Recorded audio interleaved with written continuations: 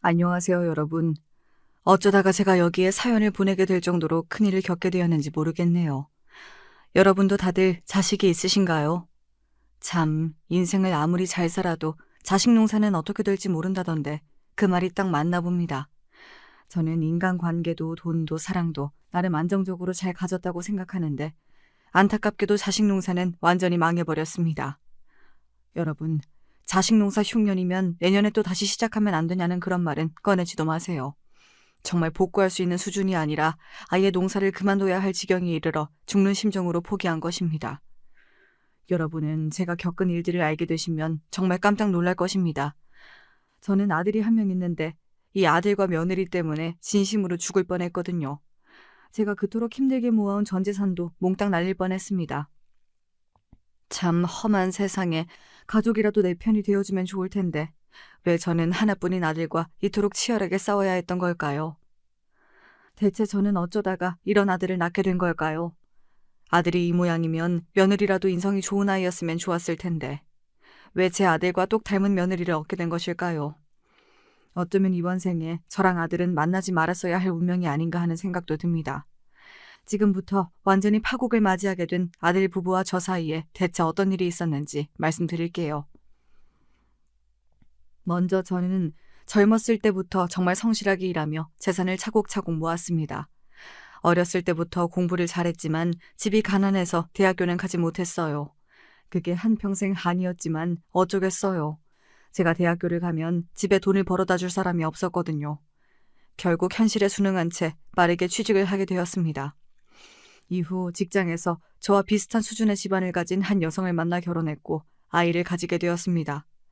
돈이 많이 없었기에 자식을 여러 명 낳을 생각은 못했어요. 딱 한 명만 낳아서 잘 키우자 생각하며 아이를 가졌죠. 아내는 육아에 집중하기 위해 일을 그만두었고 결혼 1년 후부터 저 혼자 일을 하게 되었습니다. 사실 제 월급으로만 사는 게 빠듯했지만 그래도 맞벌이를 하면 돌봐줄 사람이 없기에 아이의 정서가 불안하진 않을까 걱정이 돼서 아내와 고민 끝에 내린 결정이었습니다. 저희 부부는 정말 하나뿐인 아들을 잘 키우고 싶었죠. 이렇게 아들을 너무 사랑하는 마음에 어렸을 때부터 아들에게 정말 큰 사랑을 주려고 노력했어요. 주말마다 좋은 곳도 많이 데려가고 아들과 교감도 많이 하면서 좋은 아빠가 되려고 노력했죠. 그러다 보니 제가 저를 위해 쓰는 돈과 시간은 거의 없었던 것 같아요. 이렇게 가족을 위해 모든 것을 희생하며 저는 정말 힘들게 살아왔습니다. 하지만 그 누구도 원망스럽지 않았어요. 가족끼리 굉장히 화목했거든요.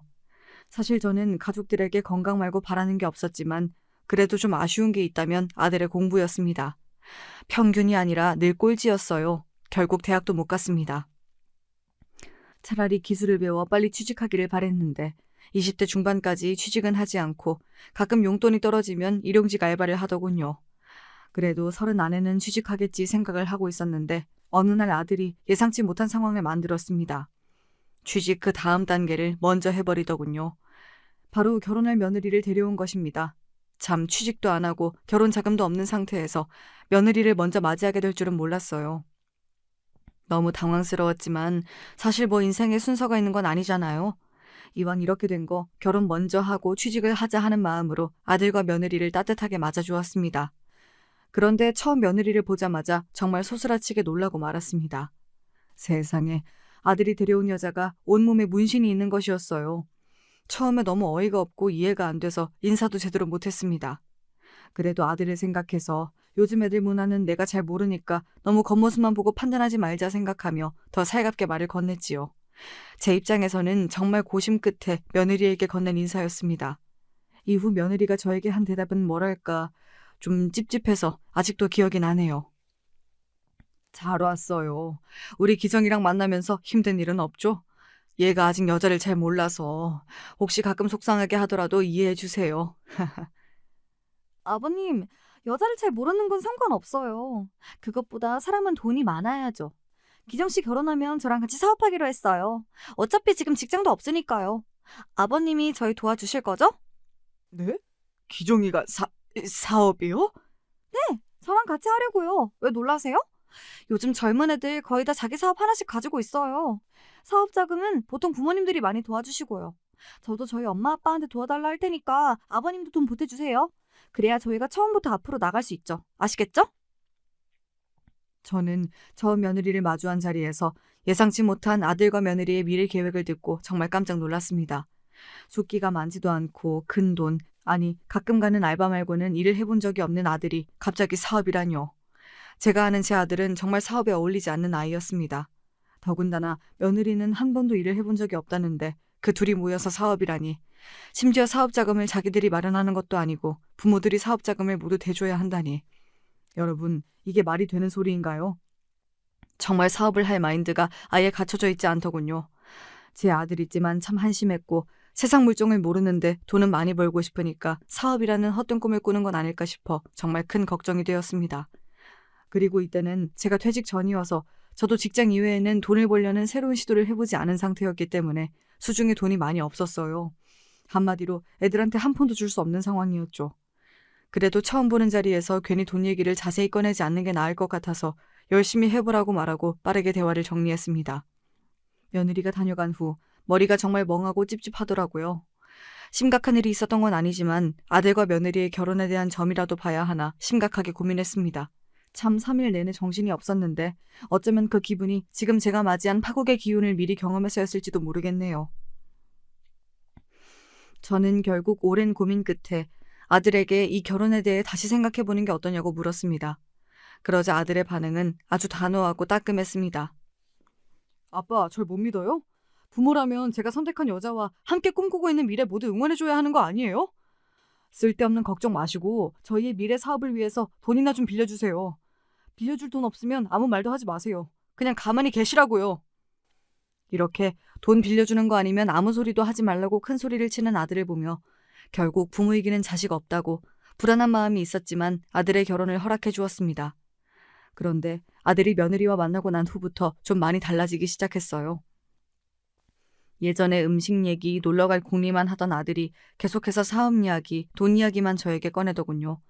처음에는 세상살이에 관심이 생기는 좋은 변화가 아닐까 했는데 점점 갈수록 그렇지 않았어요. 한 번은 아들에게 정말 충격적인 말을 들은 적이 있는데 대놓고 저를 무시하고 원망하더군요. 아빠는 왜 평범한 직장을 가지셨어요? 돈이 있어야 제가 하고 싶은 것도 할 텐데 아빠한테는 돈 빌려달라고도 못하겠잖아요. 뭘 가진 게 있어야지. 요즘은 내가 성공하는 것보다 부모 잘 만나는 게 더 낫다는데 난 이미 글렀어. 아유, 그러게 젊었을 때 좀 열심히 사셨어야죠. 이렇게 제 가슴을 후벼 파는 말들을 참 많이 하더군요. 말투도 굉장히 날카로워졌습니다. 아들의 이런 말에 너무 충격을 받아서 저는 화도 못 내고 혼도 못 냈어요. 너무 화목하던 부자 관계가 이렇게 파국을 맞이할 줄 알았다면 저때 제대로 혼이라도 낼 걸 참 후회가 되네요. 사실 아들 말대로 저는 부자가 아니었지만 평범한 직장을 다녔고 남부럽지 않게 아들에게 많은 사랑을 주었다고 늘 생각하고 있었어요. 아들이 다니고 싶은 학원도 늘 다니게 해주었고 대학교 학비도 내주었고 여행 비용 등 아들이 사는데 필요한 비용은 다 내주었습니다. 여러분, 이 정도면 제가 부모로서 해야 될 기본적인 것들은 다 해준 거 아닌가요? 그런데도 저를 이렇게 원망한다면 아들은 대체 뭘 더 바라는 걸까요? 재벌 2세로 태어나길 바랬던 건지 참 지금 생각해도 철이 없네요. 아들한테 부모로서 제대로 인정받지 못하는 것도 서러운데 아들은 또 더 충격적인 이야기를 꺼냈습니다. 저에게 자신도 며느리처럼 문신을 온몸에 하겠다고 난리를 쳤습니다. 제가 그럴 거면 집을 나가라고 하자 정말로 짐을 싸더군요. 차라리 10대 때 이러면 모를까. 곧 있으면 결혼하고 아이도 생길 텐데 온몸에 문신이라뇨. 여러분, 아무리 세대가 바뀌었다고 해도 여러분 자식이 20대 중반에 온몸에 문신을 한다고 하면 안 말릴 수 있나요? 참, 20대 중반의 아들이 사춘기 때의 아들보다 훨씬 버겁게 느껴지는 날들의 연속이었답니다. 그렇게 아들과는 냉랭한 사이를 유지하고 있었고 다행인지 불행인지 아들은 며느리랑은 뜨거운 사랑을 계속 유지하고 있는 듯 했어요. 결국 결혼식을 1년 후에 하기로 했죠. 언젠가부터는 아들의 결혼식이 기다려졌어요. 차라리 아들이 며느리랑 살면서 제 눈앞에 안 보이는 게 부자 관계에도 더 낫겠다는 생각이 들었거든요. 그렇게 아들의 결혼식만 기다리고 있는데 아주 예상치 못한 일이 일어났습니다. 어느 날 아들이 아주 급하게 전화가 오더군요. 아빠, 결혼식 3개월 안으로 바로 해야 할 것 같아요. 큰일이네. 식장 다 취소하고 또 다시 알아봐야 되겠는데요. 그리고 지금 집도 구해야 돼요. 저랑 예진이가 당장 살 집이요. 갑자기 그게 무슨 말이야? 결혼식은 1년 후에 진행하기로 했고 그 이후에 너희 같이 사는 거잖아. 근데 3개월 후에 무슨 결혼식을 해? 아빠, 예진이가 글쎄 임신을 했대요. 4개월 안으로 애가 나온다는데요? 그러니까 결혼식도 3개월 안으로 바로 해야 되고 집은 구해지는 대로 빨리 같이 살려고요. 아, 맞다. 저희 아직 돈이 부족한데 아빠 돈 좀 빌려주시면 안 돼요? 네, 그렇습니다. 여러분이 예상하신 대로 아이들은 속도 위반을 한 것이었어요. 심지어 아이를 가진 지 6개월 동안 전혀 몰랐던 것입니다. 안 그래도 직장도 없이 결혼 준비가 안 된 애들인데 아이까지 찾아오다니. 어쩌면 너무 축하받아야 할 하늘이 내린 선물이었지만 또 한편으로는 왜 하필 지금 타이밍일까? 정말 아들 부부가 어찌 되려고 그러나 끝없이 걱정이 생기더군요. 정말 아들내가 아이가 생겼다고 하니 저도 더 책임감이 생겼습니다. 나까지 정신 차리지 않으면 아무것도 모르는 이 어린아이까지 고생하겠구나 싶었거든요. 결국 저는 무리하게 대출을 받아 겨우 아들 부부의 집과 결혼식 비용을 마련해 주었고 그렇게 1년 후에 진행하기로 한 결혼식이 3개월 후에 속전속결로 진행되었습니다. 이후 아들 부부는 정신없이 결혼식을 치르고 아이도 잘 낳고 취직은 안 했지만 알바 그리고 제가 준 용돈 플러스 정부 지원금을 통해서 제가 마련해준 집에서 나름 잘 살고 있는 듯 했어요. 하지만 또 다른 정말 큰 문제가 생겨버렸습니다. 바로 제 건강이 정말 말도 안 되게 나빠졌다는 것이었죠. 사실 아이들에게 이야기는 안 했지만 애들 집이랑 결혼으로 생긴 대출금이 있었거든요. 저는 이걸 빠르게 갚기 위해 아무도 몰래 투잡을 뛰고 있었습니다. 회사를 마치고 그리고 주말마다 힘들게 대리운전을 했죠. 바쁘니까 당연히 밥도 제대로 못 먹었고 잠도 제대로 못 잤어요. 그러다 보니 온몸에 무리가 왔는지 쓰러지는 날들이 꽤 많이 생기더군요. 그리고 예전부터 알았던 골다공증도 더 악화되기 시작했죠. 참 그때 생각하면 악순환의 반복이었던 것 같아요. 더 많은 일을 하고 더 많이 아프고 많은 병원비가 나가는 힘겨운 악순환. 결국 저는 이러다가 정말 쓰러지겠다는 생각이 들어 대리운전을 그만두게 되었고 제가 정말 끝까지 보류하고 싶었던 마지막 방법을 사용하고 말았습니다. 사실 저에겐 정말 소위 말하는 고향 친구, 불알 친구 같은 아주 오래되어 각별한 친구가 한 명 있었어요. 그 친구는 어렸을 때부터 부모님이 부자여서 형편이 여유로웠기 때문에 제가 친구한테 제 건강 사정을 말하고 돈을 빌리게 되었습니다. 너무 고맙고 미안한 마음에 제가 건강 회복한 후에 빠르게 돈을 벌어서 갚겠다고 했는데 그때 친구가 저에게 정말 현실적인 조언을 해주더군요. 뼈를 맞은 것 같았습니다. 돈은 천천히 갚아도 되고 힘들면 안 갚아도 돼. 우리가 뭐 한 해 두 해 친구냐. 근데 돈이 많이 필요하면 무작정 일을 더 늘리지 말고 공부를 해서 투자를 좀 해보는 거 어때? 어차피 이번 연도 이후에 너 퇴직하면 따로 할 것도 없잖아. 부동산 자격증을 따서 공인중개사를 하면서 땅, 집 보는 눈 좀 키우고 땅값 오를 만한 곳에 투자를 해봐. 너도 알다시피 우리 부모님이 평범한 직장인이었다가 이렇게 건물주 될 수 있었던 이유가 결국 주식이랑 부동산 투자였잖아. 친구의 이 한마디가 제 삶을 통두리째 바꿨습니다. 저는 일을 늘리는 것이 아니라 투자를 해야겠다는 큰 결심을 했고 정말 열심히 공부를 해서 퇴직 후 부동산 투자로 크게 돈을 벌게 되었습니다. 제가 직장인일 때는 만지지 못했던 큰 돈들을 손에 넣게 되었죠. 사람들이 흔히 말하는 성공하는 삶을 살게 되니 여기저기서 저를 찾아오더군요. 특히 강연 요청이 정말 많았습니다.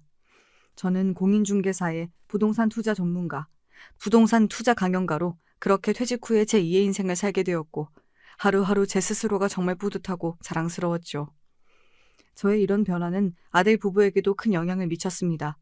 저를 무시하던 아들과 며느리의 태도도 180도 바뀌더군요. 둘은 저에게 투자에 대해서 물어보고 사업에 대해서도 물어보며 알바를 하며 사업 자금을 모았고 새로운 사업도 구상하였습니다. 그렇게 일용직을 하며 겨우 살아가던 아들은 며느리와 함께 어린이집 사업을 시작하게 되었습니다. 물론 아들이 걱정 안 되는 건 아니었지만 그래도 둘이 함께 뭔가를 해보려고 노력하는 모습은 보기 좋아서 저도 손 닿는 데까지 도와줘야겠다고 생각했죠. 그래서 달마다 아들 부부에게 일부러 용돈도 많이 보내주었어요. 한번 나빠진 제 건강 빼고는 나름 모든 게 괜찮은 날들이었습니다. 참, 세상에 이런 날만 있으면 좋을 텐데 또다시 제가 정말 시겁할 소름 돋는 일이 생겼습니다. 어느 날 은행에서 계좌를 확인해 보니 제가 모르는 새에 큰 금액이 빠져나갔더군요. 이게 대체 어떻게 된 것일까 경찰에 신고를 하려고 하는데 문득 예전에 아들이 했던 말이 떠올라서 손을 부르르 떨었습니다. 아버지는 돈 몇천 원 없어져도 큰 타격 없으시죠? 저희는 진짜 지금 시작한 어린이집 사업 때문에 10만 원, 아니 10,000원짜리도 아끼고 있는데 아버진 참 좋으시겠어요. 그러니까 몇천 원 혹시 없어져도 괜히 스트레스 받지 마시고 그냥 액땜했다 하고 넘어가세요. 아시겠죠? 아들이 이 말을 꺼냈을 때는 사실 무슨 이야기를 하는 건지 정확히 모르겠고 그냥 제가 성공해서 부럽기도 하고 저를 띄워주려고 이런 말을 하는 건가 생각했었어요. 또 오랜만에 맛있는 것도 사들고 왔길래 아들이 이제 아들을 키우다 보니 철이 들었나 했었는데 다시 떠올려 보니 저때 아들네가 저 몰래 제 이름으로 대출을 받아서 그 돈을 모두 가져간 것 같더군요. 그 후로 양심에 찔려서 뭐라도 사온 것 같네요. 참, 제가 낳은 자식이지만 아들이 원망스러웠습니다. 여러분이 혹시 아들네가 한 짓이 아닐 수도 있냐고 물으실 수도 있어서 정말 쪽팔리지만 있었던 일을 더 자세히 말씀드릴게요. 사실 그동안 아들이 돈을 빌려달라고 전화가 여러 번 왔었고 제 통장을 들고 가서 비밀번호도 물어보고 돈도 가끔 빼갔었습니다. 그래서 지금까지 제 통장 비밀번호를 아는 사람도 아들밖에 없었어요. 저때 돈 빌린 후에 또 빌려달라 해서 제가 화를 냈더니 그때 삐져서 전화를 끊어버렸었는데 갑자기 얼마 후에 돈을 구했다는 거예요. 저는 그때 갑자기 생긴 돈이 저한테서 빠져나간 저 돈이 아닐까 생각합니다. 왜 몰랐냐고 하실 수도 있는데 저도 돈이 빠져나가면 알림이 오는 걸 분명 신청해 놨거든요. 근데 아들이 안 들키려고 전부 없애버린 것 같네요. 아휴. 이렇게 전후 상황만 봐도 그렇고 직감으로도 100% 아들의 짓이 맞다는 걸 저는 느낄 수 있어요. 참 씁쓸하죠? 저에게 혼이 나더라도 제 허락을 받고 돈을 빌렸어야지. 왜 저 몰래 이런 짓을 했을까요?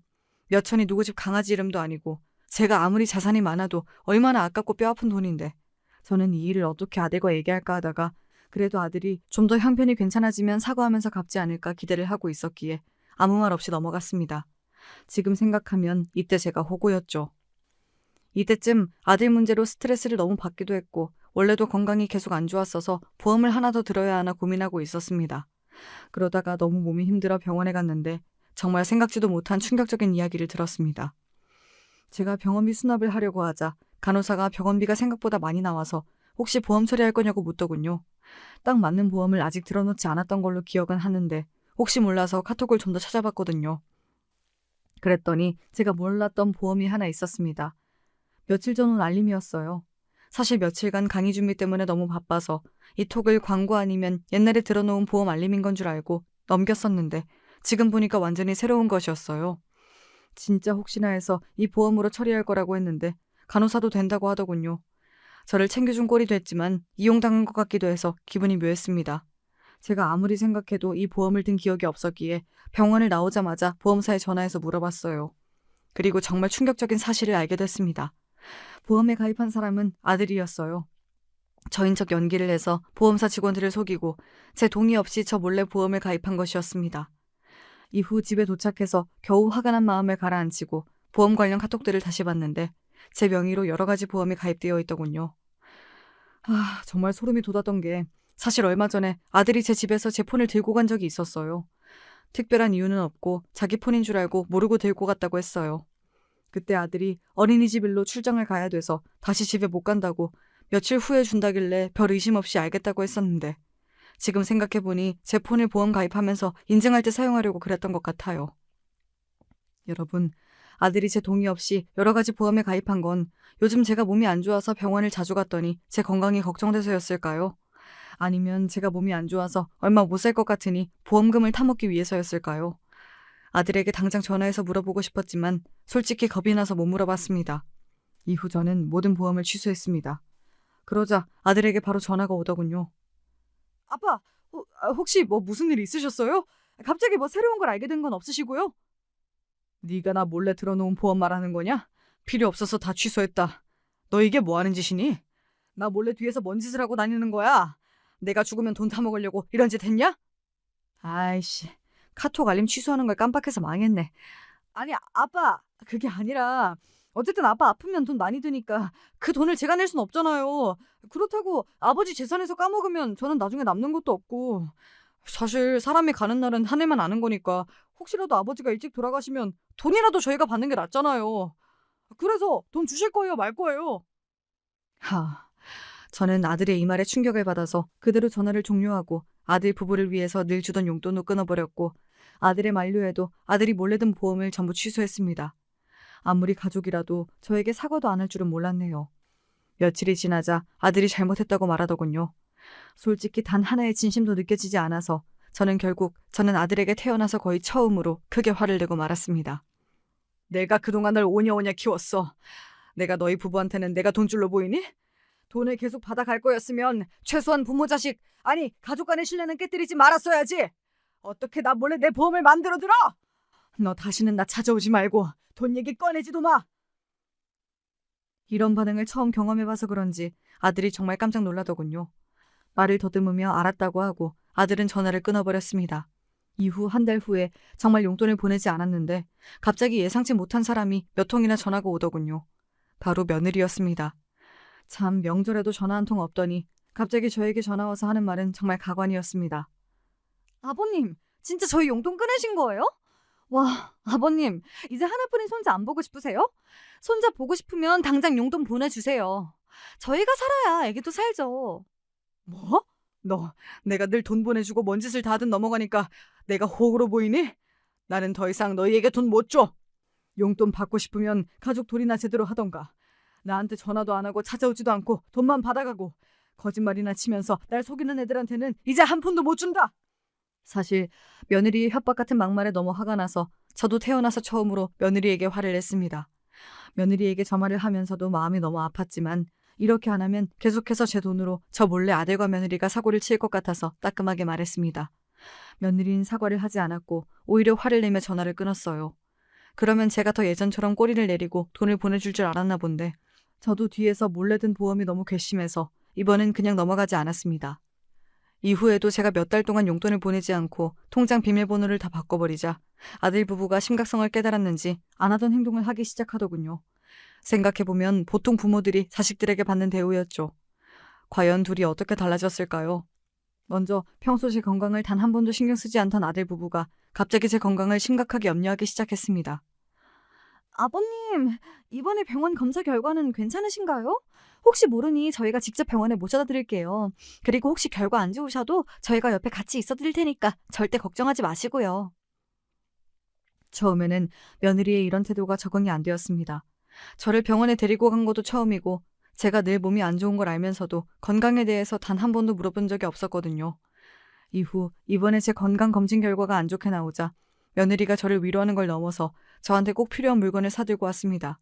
비싼 건강식품이었어요. 그리고 이걸 주면서 둘은 제가 한 번도 생각해보지 않은 말들을 꺼냈습니다. 아버님, 이거 드시면 건강에 좋대요. 곧 팔순이신데 팔순잔치도 이렇게 건강하게 맞이하셔야죠, 아버님. 이번 잔치는 저희가 다 알아서 준비할게요. 아버님은 편하게 계시기만 하세요. 아빠, 그동안 제가 속 많이 썩였잖아요. 그러니까 이번 팔순잔치 비용은 저희가 다 알아서 할 테니까 걱정 마세요. 손님도 저희가 다 알아서 부를 거고요. 그냥 건강만 챙기세요. 저는 이때 정말 아들 부부의 말이 진심이라고 느꼈습니다. 팔순잔치는 엄두가 안 나서 단 한 번도 생각하지 못했는데 잔치 계획이랑 재정 문제까지 아들 부부가 적극적으로 먼저 말을 꺼내며 나서주어서 너무 고마웠죠. 이후에도 자주 저희 집에 방문해 제 건강을 챙겨주었습니다. 결국 저는 아들 부부를 위해 옛날보다 더 많은 용돈을 보내주게 되었죠. 그냥 제 사연을 보시는 분들은 갑자기 사람이 변하는 게 이상하지 않냐, 딱 봐도 용돈 끊기니까 연기하는 거 아니냐 말하실 수도 있는데 막상 제 나이가 되면 이렇게 살갑게 대해주는 사람들을 가족이 아니더라도 절대 못 부리실 거예요. 사실 평소에 많이 외롭거든요. 오늘 하루가 미래를 계획하기보다 과거를 회상하는 데 더 집중되어 있고 남은 사람만큼 떠난 사람이 많을 나이니까요. 그리고 제가 아들 결혼 전에 아내와 사별을 했어요. 그래서 누군가가 저를 이렇게 따뜻하게 챙겨주는 게 정말 오랜만이었죠. 물론 아들과 며느리가 늘 제 속을 썩였지만 조금만 저에게 따뜻하게 해주니 마음이 열려버리더라고요. 그리고 늘 속으로는 며느리와 아들과 정말 더 가까워졌으면 좋겠다 마음을 가지고 있었습니다. 그리고 팔순잔치 전까지 약 몇 개월이 정말 제 인생에서 행복했던 기억이었어요. 당시엔 너무 행복했는데 둘의 의도를 알고 파국을 맞이한 지금은 떠올리면 마음이 너무 아린 그런 안타까운 기억들이네요. 근데 제가 아들 부부와 파국을 맞이했음에도 불구하고 팔순잔치를 이렇게 행복하게 떠올릴 수 있는 건 그만큼 아들 부부가 철저하게 제 마음을 얻어냈기 때문이 아닐까 싶어요. 정말 팔순잔치를 준비하는 과정과 그 당일날 손님이 왔을 때에는 그 어떤 자식들도 부럽지 않을 만큼 완벽했던 날들이었죠. 아버님, 저희 또 왔어요. 아버님께서 좋아하시는 음식이 뭐였죠? 이번 팔순잔치에 아버님이 좋아하시는 음식으로 가득 채워드릴게요. 아빠, 인맥이 워낙 넓으셔서 누굴 부를까 고민 중이에요. 이번 잔치는 가족분들만 아니라 아빠를 존경하는 지인분들까지 모셔서 정말 뜻깊게 준비하려고 해요. 아버님, 오신 분들께 감사 인사 한 말씀 해주시겠어요? 사실 팔순잔치 처음에 사람들한테 보여줄 수 있도록 아버님 젊을 때 사진이랑 저랑 기정 씨 사진을 모아서 기념 영상을 제작했거든요. 처음을 아버님 인사로 만들어 보려고요. 그리고 팔순 선물로 저희가 준비했는데 건강이 안 좋으신 것 같아서 미리 드릴게요. 마사지 기구예요. 평소에 아픈 곳들 마사지 해주면 좀 더 나으실 거예요. 여러분, 아들과 며느리의 정성이 대단하지 않나요? 단 한 번뿐인 팔순잔치를 준비하기 위해 계속해서 제 취향을 물어보며 정말 온 정성을 다 쏟더군요. 전 이때 아들 부부가 돈이 끊기면서 제 마음을 이해하게 되어 철이 들었다고 생각했습니다. 그리고 앞으로 둘이 더 나은 미래를 나아갈 수 있도록 팔순잔치 후 제 재산을 전부 맡겨야겠다고 생각했죠. 이후 제 팔순잔치 당일날 아들과 며느리의 노력으로 정말 성대하게 잔치가 열렸습니다. 제가 퇴직 후 부동산 투자 전문가로 활약했기 때문에 투자자와 비즈니스 파트너, 제 강연을 들은 젊은이들 등 많은 사람들이 모였습니다. 사실 저는 부담스러울까봐 팔순잔치에 초대한 적이 없는데 아들이 일일이 다 초대장을 돌렸더군요. 저는 아들이 몸이 불편한 제가 오랜만에 많은 사람들을 만날 수 있도록 도와준 것 같아서 정말 고마웠습니다. 아들 부부와 며느리에게 고마운 건 이뿐만이 아니었어요. 팔순잔치 당일 친척들과 지인들 앞에서 제 칭찬을 하며 저를 정말 극진히 모시더군요. 그 덕분에 많은 사람들이 저에게 며느리랑 아들을 잘 뒀다고 칭찬을 해주었습니다. 선생님, 저도 선생님처럼 살아야겠어요. 아드님이랑 며느님이 너무 싹싹하고 선생님을 위하는 마음이 엄청나더라고요. 예전엔 아드님이 돈 때문에 속 썩인다고 힘들어하시더니 정말 다행이에요. 그리고 제가 살짝 봤는데 둘 다 문신을 싹 지웠더라고요. 엄마 아빠가 되더니 아드님이랑 며느님 두 분 다 진짜 철이 들었나 봐요. 선생님, 정말 자식 농사 잘 지으셨네요. 제가 가본 팔순잔치 중에서 최고예요. 아드님이랑 며느님이 애쓰신 게 보인다 보여. 정말 좋으시겠어요. 저는 지인들이 아들이랑 며느리 칭찬하는 것을 듣고 감사하다는 마음보다는 사실 정말 어색했습니다. 최근엔 아들과 며느리가 정말 저에게 잘했어서 모든 행동이 칭찬받을 만하지만 예전에 했던 행동으로 봐서는 무슨 꿍꿍이가 또 있을 수도 있었거든요. 제가 이 말을 듣고 멋쩍게 웃고 있으니까 자기 얘기인 걸 아는지 모르는지 그 순간 예상치 못한 일이 일어났어요. 며느리가 갑자기 마이크를 잡고 온 손님들을 향해서 정말 뜬금없는 말을 하더군요. 갑자기 분위기가 다른 음악이 나오면서 며느리가 감사의 편지를 낭독하기 시작했습니다. 아버님 덕분에 저희가 이렇게 행복하게 살고 있어요. 앞으로도 오래오래 저희 곁에 있어주세요. 그리고 여러분, 오늘 행복하시죠? 저희가 아버님 위해서 정말 열심히 준비했어요. 모든 분들한테 이 잔치가 평생 기억에 남으셨으면 좋겠어요. 진짜 저희 아버님이 이렇게 건강하게 팔순을 맞이하시니 얼마나 다행인지 몰라요. 앞으로도 옆에서 저희가 아버님 잘 보살펴드리겠습니다. 아버님, 그동안 저희가 잘못했던 행동들 다 완회하고 이제 행복만 드릴게요. 여러분도 와주셔서 감사합니다. 며느리의 이 말이 끝나자마자 사람들의 반응은 아주 뜨거웠습니다. 모두 감동받은 얼굴로 환호를 하고 눈시울을 붉히는 사람도 있더군요. 사실 그 순간에는 저도 눈물이 날 정도로 감동을 받았습니다.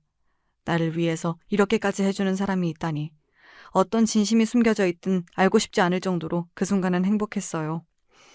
제가 감동한 그 사이 정말 충격적인 장면이 눈앞에 펼쳐졌습니다. 아무도 예상하지 못했어서 저는 아무 말도 못하고 입을 틀어막고 있었고 사람들도 모두 눈이 커져서 제일 앞에 있는 그 한 사람만 바라보고 있었습니다. 여러분, 대체 무슨 일이 일어난 걸까요? 참 고맙게도 아들과 며느리가 서프라이즈 이벤트를 준비한 것이었습니다. 제가 가장 좋아하는 트로트 가수를 불렀더군요. 죽기 전에 꼭 한번 콘서트를 가서 실물을 보고 싶다고 생각한 가수였는데 제 눈앞에서 제 이름을 부르며 축하한다고 얘기해주고 직접 노래를 불러주니 너무 감격스러워서 눈물이 나오더군요. 며느리는 그 순간을 놓치지 않고 관객들을 향해 감동의 말을 전했습니다. 여러분, 다들 놀라셨죠? 아버님이 지금 눈물을 흘리실 정도로 감동받으셨나 봐요. 여러분, 저희가 오늘을 위해 그동안 정말 열심히 돈 벌고 일했습니다. 앞에 계신 분 누군지 다들 아시죠? 한 번 부를 때 수천 이상을 들여야 하는 아주 유명한 가수분이잖아요. 하지만 아버님이 즐거우셨으니 저희는 전혀 돈이 아깝지가 않아요. 여러분도 모든 걱정 다 잊고 저희 아버님 팔순 다시 한번 축하해 주시고 이 순간을 함께 즐겨주세요. 이렇게 며느리의 깜짝 인사와 함께 20분간 제가 가장 좋아하는 가수의 라이브 공연이 진행되었습니다. 저는 잔치가 끝나고 나서도 여운이 가시지 않을 정도로 너무 충격이 컸어요. 아들과 며느리가 저에게 했던 그동안의 행동들이 모두 기억나지 않더군요. 어떤 행동을 했든 모든 것을 품을 수 있을 것 같았습니다. 이후 사람들이 거의 다 가고 제가 아들과 며느리에게 감사 인사를 하려고 둘을 찾고 있었는데 사람들이 보이지 않는 곳에서 열심히 계산기를 두드리고 있더군요. 너무 집중해서 제가 온 줄도 모르는 것 같았습니다. 저는 아들 부부가 마지막까지 저를 위해 일하고 헌신하는 모습에 또다시 감동을 받았고 손님들이 낸 축의금으로 아들 부부의 용돈을 거하게 쥐어줘야겠다고 생각했습니다. 아들 부부에게 인사를 전하기 위해 더 가깝게 다가가려고 했는데 그때 정말 말도 안 되는 경악스러운 대사가 들렸습니다. 와, 이 돈 봐봐. 아버님, 아니다. 지금은 안 계시니까 막 불러도 되지? 그 영감탱이가 퇴직 후에 애를 쓰긴 썼나 봐? 무슨 팔순잔치에 사람이 이렇게 많이 와? 이럴 줄 알았으면 진작 아버님 잔치나 강연 행사 같은 거 좀 열 걸 그랬어. 괜히 보험 몰래 들거나 통장에서 몰래 돈 빼가면서 미움받고 그랬다니까? 그냥 행사 열어서 참가비를 우리가 중간에서 다 가져가면 됐잖아. 재주는 곰이 부리고 돈은 되놈이 받는다는 말을 이럴 때 쓰는 거지. 이런 게 진짜 사업이라고. 참, 당신 아버지 연세만 좀 젊었어도 우리가 더 이용할 수 있었을 텐데. 아깝다, 아까워. 역시 당신은 머리가 좋은데? 그래, 우린 이렇게 머리가 잘 돌아가니까 사업이 어울린다니까? 근데 우리 아빠 오늘 진짜 감동받은 듯? 아주 울고 난리가 났더라. 나 힘들 때 돈은 안 빌려주려고 하더니 좀 잘해줬다고 돈 주는 거 보면 진짜 사람이 웃겨. 그 이번에 축의금 많이 들어왔지? 이제 내일 아버지를 요양원으로 보내버리자. 그럼 남은 돈도 우리가 쓸 수 있잖아. 그럴까? 영감탱이로 돈 더 벌 수 있을 것 같은데. 사람이 빚이라서 어차피 더 못 써먹겠지? 그럼 이제 쓸모도 없는데 당신 말대로 요양병원이나 보내버리지 뭐. 요양원 비용도 영감탱이 통장에서 빠져나가게 하면 되잖아. 거기에 두고 우리가 좀 여러 번 찾아가주면 또 감동받을 것 같은데? 그럼 그때 돈 우리한테 다 준다는 유서를 쓰게 만들자. 오, 좋은데? 요양원에 계실 때 좀만 잘해주면 통장 비밀번호도 다 넘길 듯. 와, 정말 아들 부부의 대화를 우연히 엿듣게 되었는데 이렇게 제 뒤통수를 치려고 계획하고 있을 줄은 몰랐습니다. 제 아들과 며느리였지만 사이코패스 2명을 보는 것 같아 온몸에 소름이 돋았어요. 둘이 저에게 그동안 잘해준 이유가 팔순잔치 축의금을 가로채려고 했던 거였다니. 그걸 넘어서 저를 몰래 요양원에 보내버리려고 했다니. 너무 실망스럽고 배신감에 치가 떨렸습니다. 저는 이 대화를 듣고 너무 큰 충격에 휩싸였지만 본능적으로 제가 살아남으려면 이 계획을 모른 척 해야 한다는 생각이 들더군요. 그래서 아들과 며느리와 함께 집에 가면서도 아무 일도 없다는 듯이 차분하게 감사 인사를 전했습니다. 하지만 속으로는 분노가 끌어올라 미칠 것 같았죠. 문득 이런 생각도 들었습니다. 제가 부동산 투자에 성공하지 않아서 아예 자산이 없었다면 아들네가 이런 짓을 안 저지르지 않았을까요? 사실 그동안 현금, 금덩이, 고가의 명품 컬렉션, 미술품, 주식 투자 등 정말 다양하게 자산을 모아두었었는데 이런 것들을 보고 아들 부부가 더 자극을 받으면서 탐욕이 생긴 것은 아닐까 생각도 들었습니다. 제가 부동산 투자 강의로 유명해지지 않았다면 팔순잔치 때도 많은 손님들이 오지 않았을 것이고 그럼 아들네가 이런 못된 짓을 꾸미지도 않았겠죠. 이렇게 생각하니 모든 게 다 제 탓 같아서 미쳐버릴 것 같았습니다. 사실 어제 아들과 며느리가 나눈 대화가 밤새 떠올라 한숨도 못 잤습니다. 언제든지 제가 강제로 요양원에 가게 될 수 있다고 생각하자 두렵고 억울하더군요. 또 계속 저 혼자 모른 척하면서 둘을 보기가 정말 힘들 것 같았어요. 그래서 다음날 아들 부부에게 저녁을 같이 먹자고 한 후 마지막으로 사실대로 얘기할 기회를 주었습니다. 일부러 제가 먼저 말을 꺼내며 아들 부부를 떠보았죠. 어제 팔순잔치 너무 고마워서 내가 너희한테 밥을 꼭 사주고 싶었어. 사실 요즘 자식들이 참 못된 애들이 많더라고. 내 친구는 정신이 멀쩡한데도 아들이 정신병원에 강제로 넣어버려서 죽다 살았다더라. 재산 때문인지 싸워서 홧김에 그런 건진 모르겠는데 아무리 세상이 흉흉해도 어떻게 자식이 부모한테 그런 짓을 할 수 있는지 정말 너무하다 너무해. 그러다가 천벌받는다니까. 와, 진짜 사람이 못됐네요. 자식이 어떻게 부모한테 그럴 수 있죠? 소리 안 들은 어릴 때면 몰라.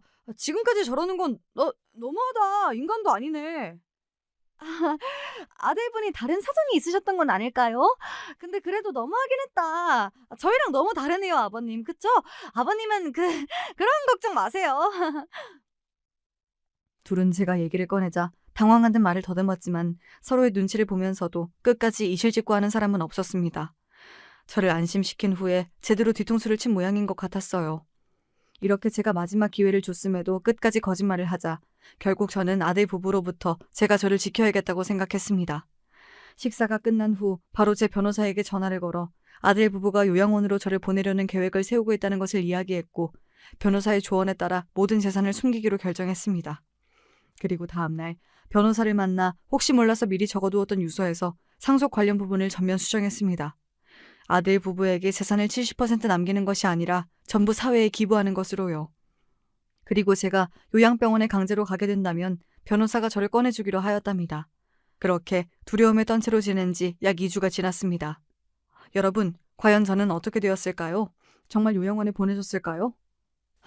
그날은 참 끔찍한 하루였습니다. 저기요, 선생님.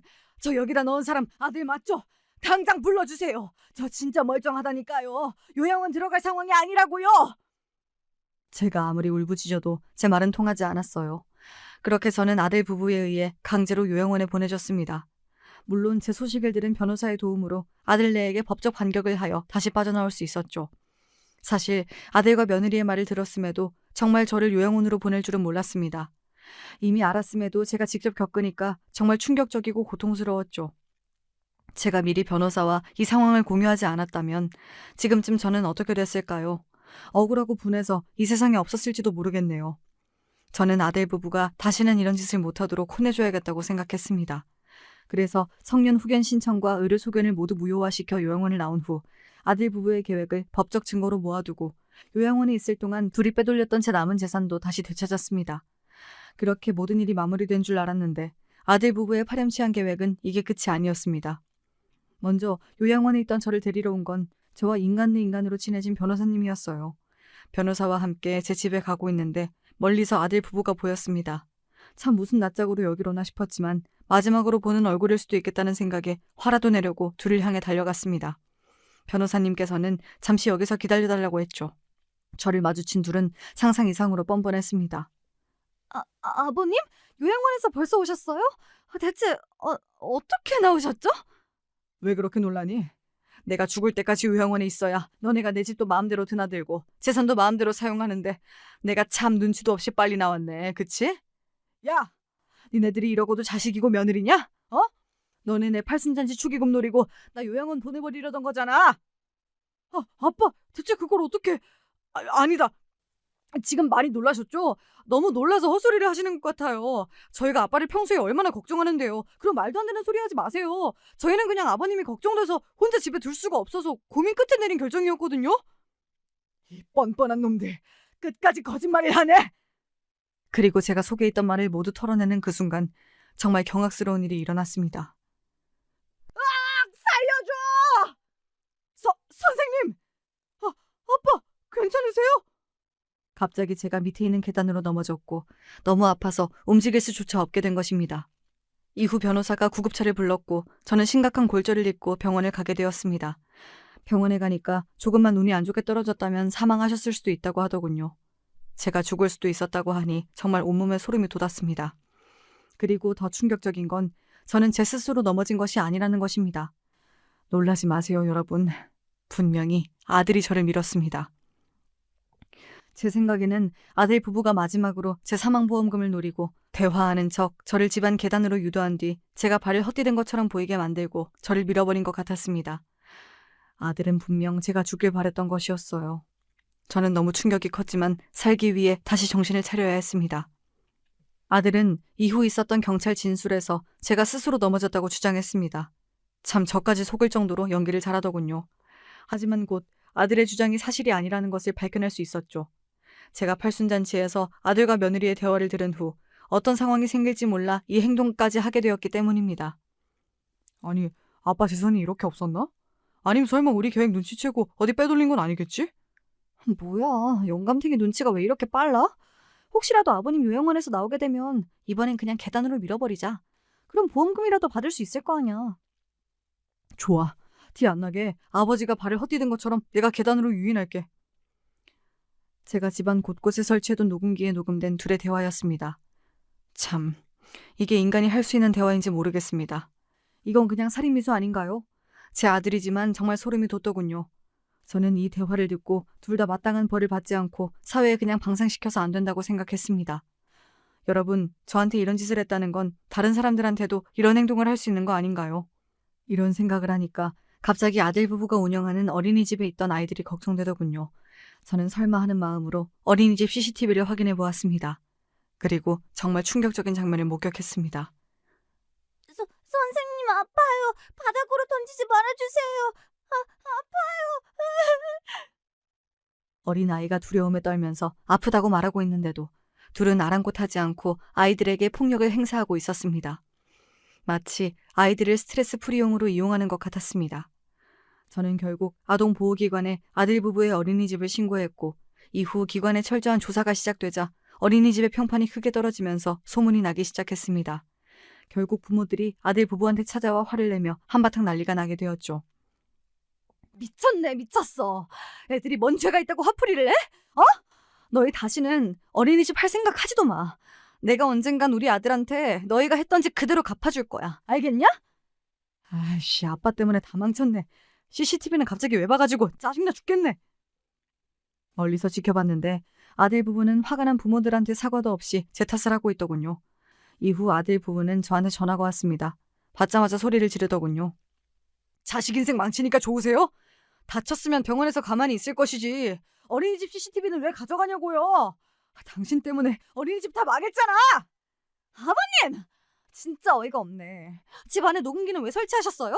저희가 뭐 아버님 죽이기라도 할까봐요? 계단은 아버님 혼자 넘어진 거잖아요. 법정에서도 저희가 민 거 아니라고 분명히 얘기하세요. 그 녹음본도 아버님이 꾸민 짓이라고 얘기하라고요! 마지막으로 사과를 기대했지만 결국 저는 원하는 답을 듣지 못했고 더 이상 아들 부부와 말을 하는 게 의미 없다는 생각이 들어 전화를 끊어버렸습니다. 이후 저는 법정에서 아들 부부가 제 재산을 탐낸 증거들을 모아 제출하였고 팔순잔치 때 아들 부부 대화의 녹음본과 계단에서 저를 밀치기 전 둘의 대화 녹음본도 함께 제출했습니다. 결국 아들 부부는 징역을 살게 되었고 저와의 관계도 당연히 끝이 났습니다. 그뿐만 아니라 아들 부부의 만행을 많은 사람들이 알게 됐습니다. 요양원에서 울부짖는 저를 보고 누가 SNS에 제 영상을 올렸고 이후 어떻게 알았는지 사람들이 저와 아들 부부 사이에 있었던 이야기를 댓글로 퍼뜨린 것입니다. 다행히 저를 위로하고 걱정해주는 댓글들이 대부분이었고 아들 부부를 거의 다 욕해 주었습니다. 그리고 아들 부부의 어린이집은 맘카페에 소문이 퍼져 문을 닫게 되었고 화가 난 부모들이 단체 소송을 진행하였습니다. 결국 아들네는 전 재산을 합의금으로 탕진하게 되었죠. 최악의 끝이었습니다. 아들 부부로부터 제 안전과 재산 문제를 모두 지킬 수 있게 되자 저는 몇 개월 만에 드디어 안심하고 잘 수 있게 되었습니다. 사실 아무리 그래도 아들인데 이렇게까지 할 수 있냐고 말하시는 분들도 있을 거라고 생각해요. 하지만 여러분이 직접 겪어보시면 절대 그렇게 말 못하실 겁니다. 아들은 이미 제가 알던 예전의 아들이 아니었고 저를 죽이려고까지 했어요. 지금 생각해도 소름이 돋네요.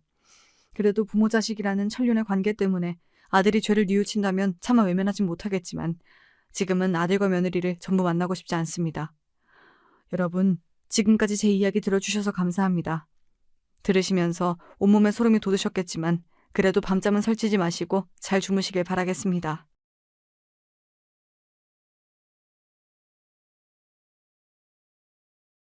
안녕하세요. 전 서울에 거주하고 있는 어느새 중년의 나이를 바라보는 여자입니다.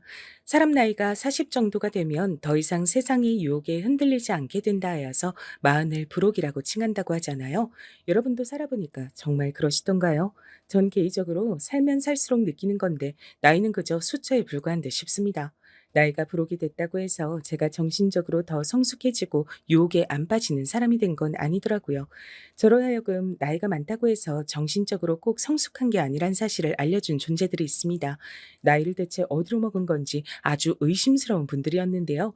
이분들 이야기를 꺼내보려고 사연을 신청하게 됐어요.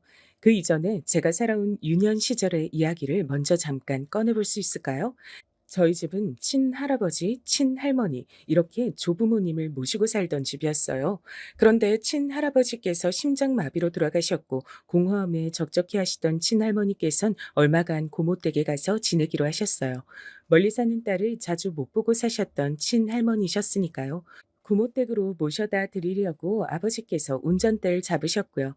그리고 차에는 엄마, 친할머니 그리고 제 동생까지 있었습니다. 그리고 끔찍한 교통사고가 벌어졌어요. 그 사고로 아버지, 친할머니, 제 동생이 하늘나라로 떠났습니다. 비극이 휩쓸고 간 자리는 무척이나 쓸쓸하고 삭막했습니다. 비록 넉넉하진 않아도 식구들끼리 아웅다웅하며 잘 살았던 저희 가족은 비극이란 이름의 박살이란 채였죠. 돈이 없어서 멀리 이사도 못 갔어요. 기댈 외가도 없었거든요. 충격으로 정신이 반쯤 나가신 고모 역시도 형편이 원체 여유롭지 않으신 분이었습니다. 이제는 저와 친정 엄마 둘이서 알아서 역경을 딛고 살아가야 했던 거예요. 저희 집안을 커다랗게 덮쳤던 비극의 흔적은 엄마의 몸에도 고스란히 남아 있었습니다. 야, 저기 봐. 예진이네 엄마 오셨다. 진짜로 팔 모양이 신기하네. 야, 예진이네 아줌마 팔이 로봇팔인 거 알아? 저것 봐. 한쪽 팔이 로봇팔이니까 모양이 이상하게 굳어 있잖아. 예진이네 아줌마는 로봇이야. 어렸던 그 시절 제 친구들은 친정 엄마를 로봇 아줌마라 불렀습니다. 사고의 후유증 때문에 친정 엄마께서는 한쪽 팔을 거의 못 쓰게 되셨거든요. 게다가 통증 때문에 보기엔 이상한 각도로 팔을 뻗고 다니셔야 했습니다. 그 모습을 제 친구들이 보고서 놀렸던 겁니다. 전 그게 죽을 만큼 창피하고 싫었습니다. 고개를 들 수가 없었어요.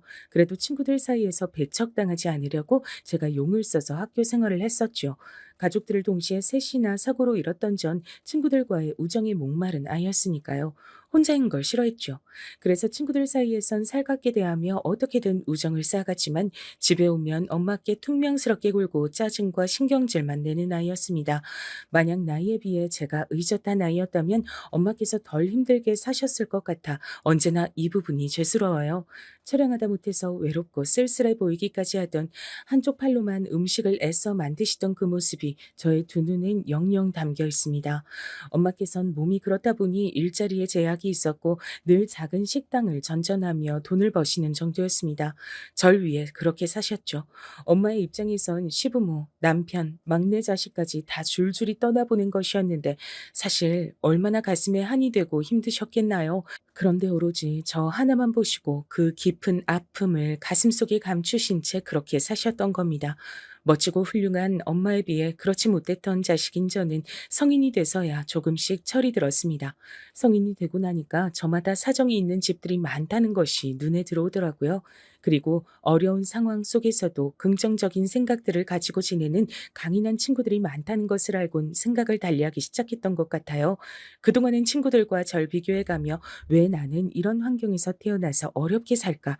우리 집엔 왜 그런 비극이 닥쳤었을까? 이런 식으로 불평하기만 했었는데 이제는 공부 잘하고 성실한 자식을 둔 부모는 좋겠다.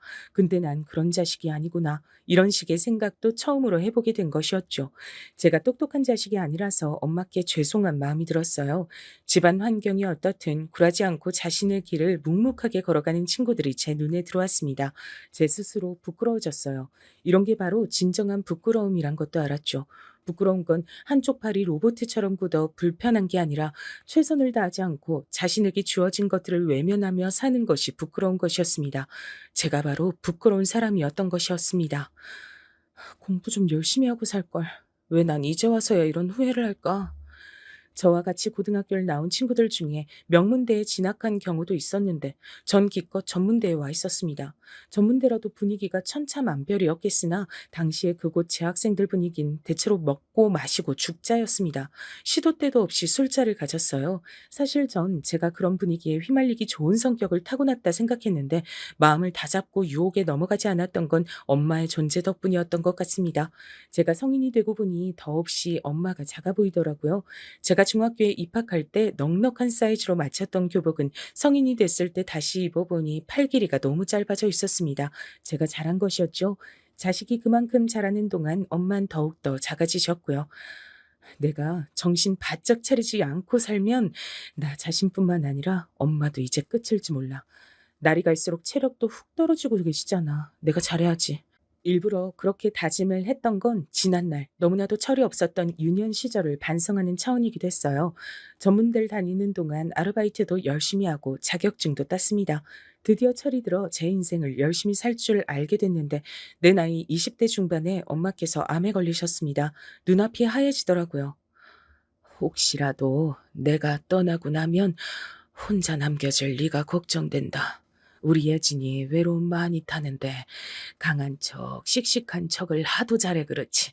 누구보다 속이 여린 사람인 거 엄마인 나는 다 아는데 엄마가 건강하지 못해서 미안해. 항상 미안하다. 가장 힘든 사람은 당신 자신일 텐데 제 앞에서 너무나도 미안해하시며 작아지시던 친정 엄마의 모습에 가슴이 미어졌습니다. 막막해 하시던 친정 엄마의 눈앞에 제가 새끼손가락을 내밀었어요. 저도 버틸 테니 친정 엄마도 버텨달라고 우리 서로 버텨보자는 약속이었습니다. 그러자 친정 엄마께선 감동의 눈물을 흘리시며 저와 새끼손가락을 마주 걸고 약속을 해주셨죠. 그때부터 포기란 없었습니다. 저희 모녀가 사활을 걸고 투병 생활에 임하자 한 가지 변화가 일어났어요. 저희 고모 말이에요. 옛날에 그 비극적인 사고 이후 생기를 잃어버리신 채 짓무른 가슴을 안고 쭉 사신 분이었죠. 근데 엄마의 암 선고를 들으시고 제가 또 거기에 매달려 온 생활을 쏟고 있다는 것까지 아시자 변하기 시작했습니다. 죽지 못해 살아가는 게 바로 인생이라고만 생각했는데 내가 이렇듯 무력하게 놓아버린 인생이란 거. 그걸 더 살기 위해 안간 힘 쓰는 사람들이 나의 바로 가까이 있을 줄 몰랐어. 내가 너무 오만한 자세로 살고 있었던 건 아닌가 하는 반성이 드네. 예진아, 앞으로 너희 엄마 돌보는 거 내가 전적으로 도우련다. 도움이 될진 모르겠지만 이 고모가 힘 보태줄게. 고모, 말씀만으로도 정말 감사해요. 엄마도 무척 힘이 나하실 거예요. 그동안 힘없이 사시는 고모와 교류를 하는 게 서로의 아픈 상처만 되새기고 후벼 파는 것 같아서 저희 모녀는 사실 그러질 못했었죠. 근데 진작 서로의 아픔을 보듬으며 살 걸 그랬다고 후회가 됐어요. 고모가 곁에 계시자 엄마께선 그것만으로도 큰 위로를 얻으셔서 기운을 내셨고 굳센 마음가짐으로 치료에 임하셨습니다. 같은 비극을 공유한 사이였으니 세상에서 서로의 아픔을 가장 잘 알았던 거예요. 저도 고모가 계셔서 너무 감사하는 마음을 가진 나날들을 보낼 수 있었습니다. 의료진은 초기에 어느 정도 각오를 해두시라며 친정엄마의 상태가 많이 좋지 않다는 것을 알려왔었지만 그것이 무색하게도 이듬해에 엄마께선 다시 건강을 되찾으셨어요. 정말 기적과도 같은 일이었습니다. 엄마께선 다시 이렇게 드시고 싶은 음식을 드시며 가고 싶으신 곳을 다 가게 된 것이 믿어지지 않는다고 하셨고 죽음의 문턱에서 돌아온 만큼 제가 결혼해서 아이를 낳는 것도 꼭 보고 싶다면서 강조를 하셨죠. 엄마만 그런 말씀을 하셨다면 제가 안 흔들렸을 것 같은데 고모께서도 저에게 너무 늦은 시기까지 기다릴 필요 없이 결혼을 일찍 하는 것도 좋은 것 같다며 적극적으로 권해주셨습니다. 비단 당신께서 제가 결혼하는 모습을 보고 싶으신 것뿐 아니라 제가 가정을 꾸리면 심적으로 안정된 생활을 할 수 있을 거라고 여기셨기 때문입니다. 저는 엄마의 암 선고 앞에서 무너져 내렸을 때 저의 곁을 떠나긴커녕 오히려 그때 저에게 다가와준 남자와의 결혼을 결심하게 됐죠. 힘든 순간에 저에게 다가와준 남자라면 믿고 평생을 함께할 수 있다고 생각이 들었거든요.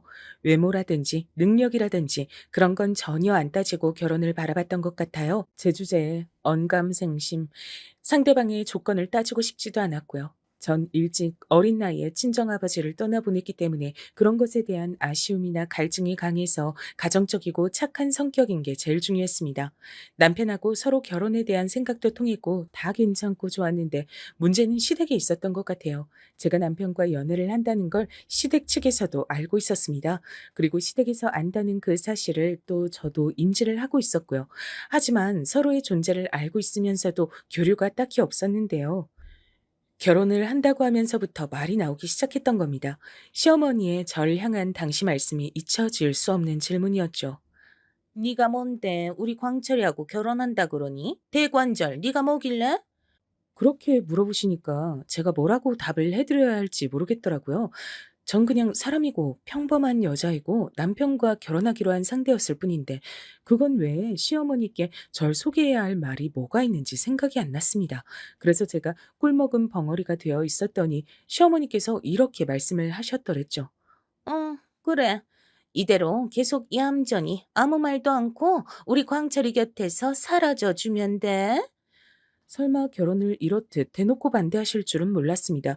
너무 당황스러워서 어떻게 할 줄을 몰랐어요. 근데 남편은 그런 상황에서도 나만 믿어라고 하고 있었습니다. 시어머니께서 절 마음에 안 들어 하시고 시아버지께서도 시큰둥한 태도를 보이시는데 남편이 그런다고 해서 제 마음이 안심될 리가 없었어요. 그래서 제가 고민을 하다가 다시 시어머니를 따로 찾아뵙고 진솔한 대화를 청해봤습니다. 대체 저의 어디가 그렇게 마음에 안 드시는지 앞으로 그럼 제가 어떻게 개선을 해나가야 될지 이런 걸 여쭙고 싶었어요. 사귀기만 할 거라 생각했고, 설마 너 같은 조건의 여자하고 우리 광철이가 결혼까지 한다고 할 줄은 꿈에도 몰랐기 때문에 내가 그냥 내버려 뒀던 거다. 결혼은 말도 안 되지. 팔 아픈 모친하고 둘이서만 쭉 살았다지? 근데 모친이 암 걸려서 내내 그거 치료한다고 병원 생활이다 뭐다 그러면서 돈도 엄청나게 썼다면서. 넌 그냥 집안도 꽝이고 재산도 꽝이고 여튼간에 그냥 다 꽝이잖아, 꽝. 그런데 조금의 여지도 없이 저에게 꽝 판정을 내리셨습니다. 제가 자포자기가 되더라고요. 그럼 저는 안 되는 건가요? 저는 뭘 어떻게 해도 어머님, 아버님 마음엔 들 수가 없는 거네요. 아유, 우리를 너무 비정하다 생각하지 말아라. 너도 이 다음에 자식 낳고 키워보면 우리 마음 다 이해하게 될 거야. 그때 갑자기 남편하고 결혼하겠다는 열망이 저도 식었던 것 같아요. 그래서 알았습니다. 대답하고 옷을 챙겼습니다. 그러자 시어머니께서 제가 너무 쉽게 단념한다고 생각하셨던 건지 되게 당황하신 눈치로 절 쳐다보셨던 기억이 나네요. 전 남편에게 우린 여기까지인 것 같다고 말을 했는데 희한한 건 남편은 여전히 천하태평이었단 사실이에요. 도대체 이 남자가 뭘 믿고 저한테 이러나 싶었는데 다 이유가 있었더라고요. 남편에겐 누나가 한 명 있었습니다. 저의 시누이인데 이때 결혼 생활 중이었거든요. 남편은 자기 누나가 곧 이혼할 것 같다고 털어놨습니다. 누나가 이혼할 낌새인 거. 우리 부모님도 거기까진 눈치채셨는데 다른 건 아직 꿈에도 모르셔. 누나하고 매형이 그냥 사이가 안 좋아서 이혼 준비하는 건 줄로만 아시거든. 뭐? 그럼 그게 아니야? 두 분이 이혼한다는 이유가 그럼 뭔데? 이유가 궁금했는데 남편이 뜸을 들였습니다. 저한테 공유하기엔 조금 망설여지는 내용인 듯 싶었어요. 그럴 만도 했습니다. 왜냐면 시누이는 부부싸움을 대판하고 나서 너무 열이 받은 나머지 바람을 피웠던 건데요. 바람을 피운 상대가 감옥에 있었기 때문입니다. 시누이의 옛날 남자친구라고 하더라고요. 뭐? 그렇다면 감옥에 있는 사람하고 바람을 피웠단 얘기잖아. 그게 제정신이야? 난 듣고도 믿어지지가 않는다. 저는 처음에 남편이 농담을 하는 줄 알았는데 진짜였더라고요. 심지어 시누이는 그 남자가 출소를 하면 그 남자와 재혼을 하겠다는 계획도 이미 가지고 있었습니다. 시누이의 이혼 대소동이 벌어졌고 충격을 받으신 시부모님께선 뒷목 잡고 쓰러지셨죠. 거의 정신이 나가셨던 시부모님 두 분께선 혼미해졌던 정신을 되찾으시는 대로 곧장 저와 남편의 결혼부터 허락해 주셨습니다. 시어머니께선 반쯤 넋이 나가신 모습으로 저에게 당신을 섣불렀던 판단을 사과하셨어요. 내가 내 배로 낳았지만 도저히 이해할 수도 없고 이해하기도 싫은 미친 딸년을 보다가 널 보니까 네가 선녀였다. 집안 사정 좀 후달리고 여러모로 후줄근하면 어떠니. 얼굴 이쁘게 놔주고 부족함 없이 키워주고 이름난 4년제 대학교 보내봤자 깜빵에 있는 범죄자하고 바람나서 이혼이나 당하는데. 그런데 딸년보다 네가 낫다. 네가 정상이지. 우리 광철이가 좋아서 결혼까지 하겠다는 것만 봐도 너는 남자 보는 눈이 아주 높다. 내가 아들 잘 키워놓은 건 또 어떻게 알아가지고 눈치 좋게 괜찮은 남자 채가려고 하니. 그래, 너 정도면 그냥 내가 별 욕심 없이 며느리로 맞아도 나쁘지 않아. 내가 뭔 부귀영화를 누리려고 인생 이렇게 아등바등 살다가 딸년 그지랄 떠는 꼴까지 봐야 했는지. 사람은 그냥 적당히 흘러가는 대로 살아야 돼. 하도 속상함에 눈물을 많이 흘리셔서 진물은 눈가하며 풀이 죽은 목소리를 내시는 시어머니 앞에서 저 또한 마음이 약해졌습니다. 전 친정 엄마께서 불편하신 팔로도 어떻게든 절 키워보시려고 가진 애를 쓰시는 동안 그 모습이 창피하다는 이유를 대며 싸가지 없게 굴었던 딸이었으니까요. 어릴 적이었다고 하지만 엄마께 너무나도 죄송한 행동들을 범했기에 그때만 생각하면 입이 열 개어도 할 말이 없었습니다. 근데 시누이가 그런 엄청난 사고를 치고 마니까 제 모습이 겹쳐졌죠. 자식 문제로 소가를 크게 하시는 시어머니의 모습을 보며 제 엄마가 겹쳐 보였던 거예요. 그래서 저도 눈물을 흘리며 시어머니의 손을 맞잡았습니다. 그 순간의 마음 같아선 제가 신우이의 목까지 대신해서 시부모님께 효도를 다하고 싶은 심정이었네요. 진심으로 그랬어요. 제 시누이가 그런 엄청난 불륜 사건으로 이혼을 당하고 난리를 친 인물이란 사실은 엄마와 고모를 비롯한 모든 다른 사람들에겐 비밀이었습니다. 그랬다간 걱정만 살 것 같았어요. 그래서 알리지 않고 조용히 결혼을 했었죠. 남편은 저와 결혼해서 행복하다고 말을 했습니다. 그 말에 저도 행복했습니다. 근데 결혼을 하고 나니까 남편의 그 말엔 저희가 숨겨져 있더라고요. 제가 고분고분하고 순종적이고 효심이 깊어 보이는 여자라 자기 양친에게 착한 며느리를 선사해 주었다는 생각에 남편은 좋아했던 것이었죠. 왜냐면 시누이가 성격이 좀 제멋대로에다가 개차반이었거든요. 그래서 시누이가 사춘기 시절엔 시아버지하고 하루가 멀다 하고 싸우다 가출까지 몇 번 했다고 합니다. 남편도 자기 누나의 더러운 성질머리에 학을 떼는 사람이라 전혀 남매 사이가 살갑지 못했고요. 그러니 상대적으로 온순하고 배경도 좋지 않아서 자신감이 있을 이유도 없는 제가 마음에 들었던 겁니다. 전 시부모님의 절 향한 막말 앞에 점차 그것을 체감했습니다. 너는 어디서 감히 어른이 수저를 들기 전에 너 먼저 밥을 처먹는 법을 배워왔냐? 네? 그게 죄송합니다. 아버님 이미 식사 시작하신 줄 알았어요. 제가 못 봤습니다. 시댁에서 밥을 먹었을 때 제가 어쩌다가 시아버지보다 먼저 수저를 들고 밥을 한 수저 딱 떠버렸던 거예요. 별 생각 없이 그랬던 건데 시아버지의 불호령이 매섭게 떨어졌습니다. 그게 다 왜 그런 줄 아냐? 못 배워서 그렇다. 가정 환경 때문에 그런 거야. 무릇 사람의 자란 배경은 어떻게든 다 드러나게 돼 있더라.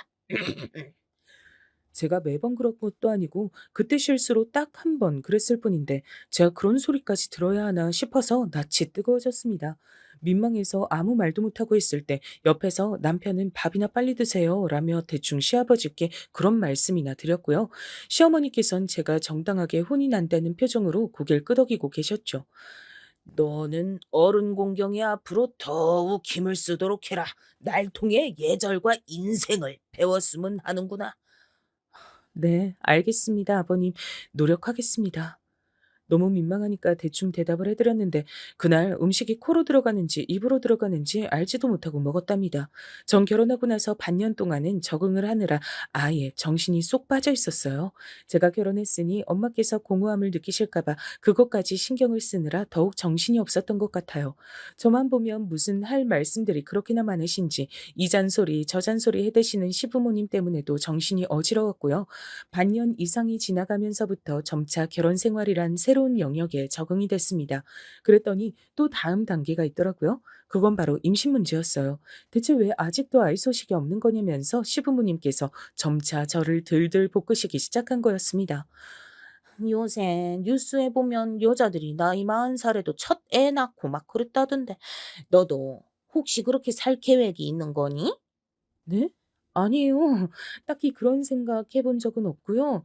아이 생기면 생기는 대로 낳고 싶은 마음뿐인데 아직 소식이 없네요. 어머님, 저도 나름 애가 타는 입장이란 걸 알아주시면 좋겠어요. 그렇게 애만 다 할 게 아니라 네가 무슨 노력이라도 더 해야 하는 거 아니야? 너 혹시 몸에 무슨 문제라도 있는 거 아니겠지? 그럼 몹시도 곤란한데 우리 광철이 옆에서 너네 치고 건강한 새 며느리를 그 자리에 앉히는 수도 있단다. 네? 어, 어머님 무슨 농담을 그렇게 하세요? 그러니까 내가 이런 농담 안 하도록 네가 잘해야 하는 거 아니겠니? 계속해서 아이가 안 들어선다면 내 나름대로는 생각이 많아질 수밖에 없는 거야. 결혼 1년 만에 듣게 된 소리에 머릿속이 멍해졌어요. 그간 아이를 언제 가질 거냔 잔소린 많이 들어봤어도 설마 이런 모욕적인 소리를 듣게 될 줄은 상상도 못 해본 것이었습니다. 너무 충격적이었고 가슴이 답답했는데 그때 신우이와 바람이 났었던 남자가 출소란다고 그래서 시부모님의 온 신경이 그쪽으로 쏠리게 됐습니다. 신우이가 자기 가족들과 연을 끝내만해 하며 또 한바탕 난리를 쳤거든요. 시어머니께선 차라리 애초에 저런 딸이 없었으면 마음고생을 안 했을 텐데 이미 있기 때문에 신경을 이렇게 쓰고 살 수밖에 없다면서 당신의 신세 한탄을 하셨습니다.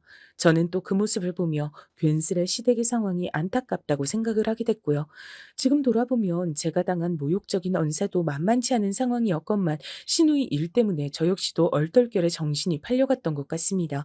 그러다 보니까 또 어영부영 시간이 흘러갔어요. 며느리가 손주를 가졌다는 소식이 들려오면 기분이 참 좋겠구만. 그게 그렇게 어려운 일이구나. 에이, 그게 그렇게나 힘들 줄이야. 저는 시댁에 갈 때마다 시아버지께서 혼잣말로 자꾸 그런 말씀을 하시는 통에 죄인이 된 것 같아 늘 눈치가 보였습니다. 시부모님 두 분 중에 어느 쪽이 저를 더 곤란하게 만드시는지 도무지 우열을 가릴 수가 없을 정도였네요. 그러면서도 꾸역꾸역 시댁에 때마다 들렀던 제가 더 대단했던 것 같아요. 그땐 그게 결혼 생활의 기본 도리라고 생각해서 그랬습니다. 시누이 때문에 머리 싸매고 사시니까 저라도 시부모님께 더욱 잘해드려야 한다는 얄팍한 효심도 있었고요. 결혼하고 1년 반 정도가 됐을 때 그때가 돼서야 엄마께선 처음으로 저에게 아이 얘기를 꺼내셨던 듯 싶어요.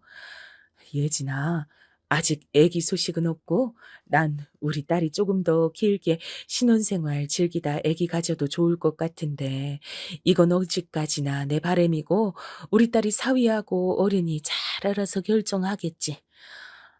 엄마가 하도 이런 걸 안 물어보시니까 어떤 생각하시는지 내심 궁금했었는데 엄만 손주가 빨리 안 생겨도 정말 괜찮으신 거예요?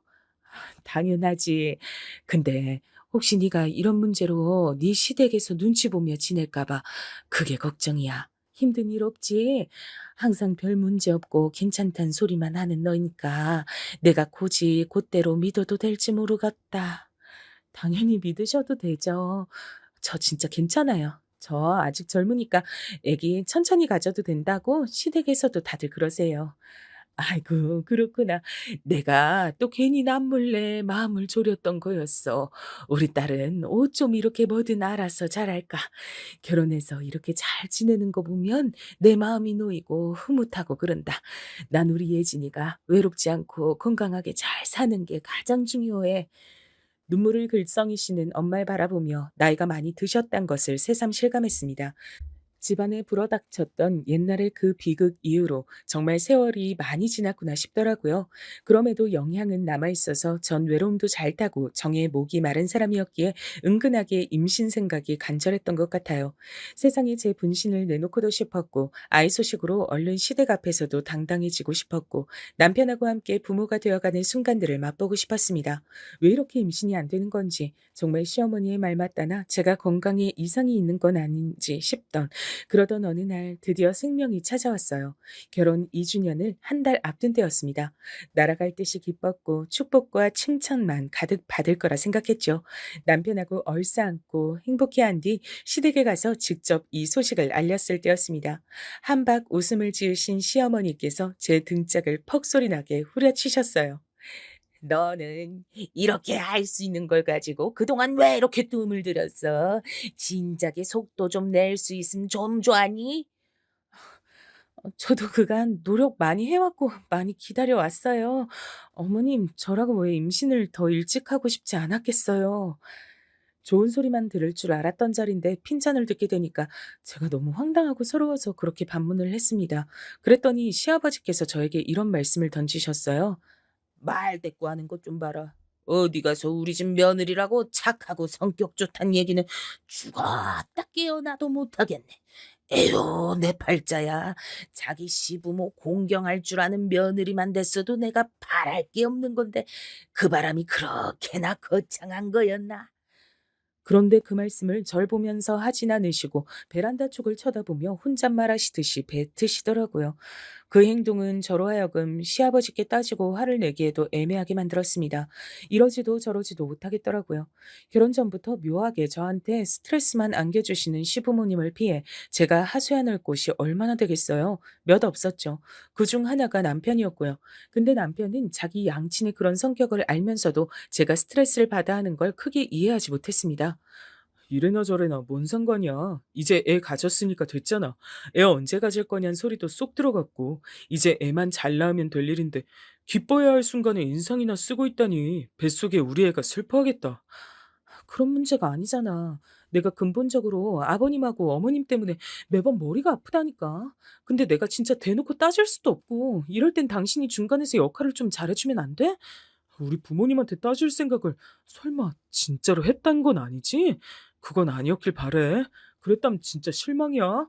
우리 부모님이 당신을 얼마나 참하고 고운 며느리로 보시는데 당신이 우리 부모님의 마음을 오해해서 이러는 거야. 전 그 말이 별로 달갑지가 않았어요. 참하고 고운 며느리. 그게 정말 제가 되고 싶은 존재인 건지. 그 생각을 하니까 기분이 가라앉았습니다. 하지만 임신을 하고 나면 기분이 오락가락하는 게 정상이란 고모의 말씀을 듣고 제 자신을 열심히 달랬죠. 임신 때문에 제가 정상이 아닌 거라고 그런 생각까지 해가며 평화로운 일상을 지키는 것에 애를 썼습니다. 출산을 하고 나면 상황이 또 바뀔 것이고 그건 긍정적인 변화일 거라고 믿었어요. 어떻게든 좋게 상황이 흘러갈 거라고 당시에 저는 그렇게 여기고만 싶었나 봐요.